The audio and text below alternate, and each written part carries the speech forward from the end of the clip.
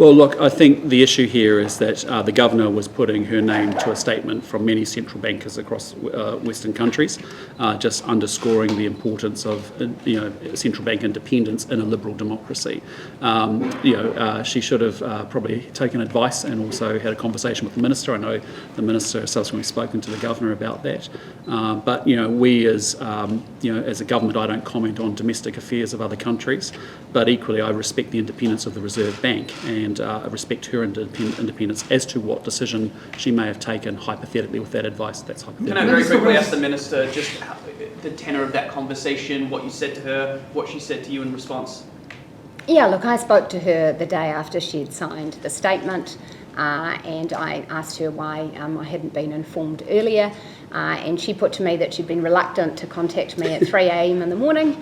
I said to her, look, I'm available anytime, and that's what New Zealanders expect from me. So that I made clear, and I also did make clear to her that that would have provided an opportunity to get advice from a range of perspectives. How that would have borne on her final decision, I don't know. I wouldn't speculate. But look, I think she's very happy that in future she'll contact me and we'll make sure that she has advice from across government. So did she make the wrong call here? Look, I'm not going to speculate on that, but I think it would have been appropriate, as the Minister of Foreign Affairs has said, for her to take advice from across government. So was she out of your name? Look, as I've said, she should have let me know that that statement was her intention, and she should have taken advice from across government. She's new in the job. I think she was being overly respectful of my private time. 3 a.m. in the morning, totally fine with me. What would your advice to her have been had she come to the government first?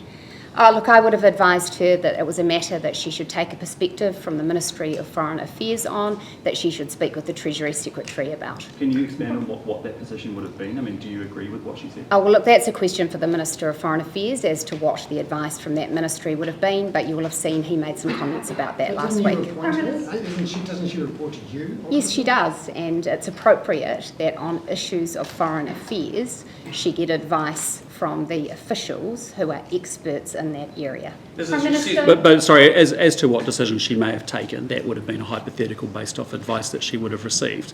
But, again, what's very important here, as a government, we don't comment on the internal domestic affairs of other countries. That's entirely appropriate. We don't appreciate it when others do it to our own country.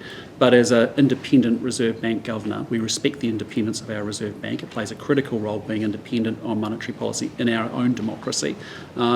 We've got to respect her independence. Has she apologised for getting ahead of this? Look, I didn't think an apology was necessary.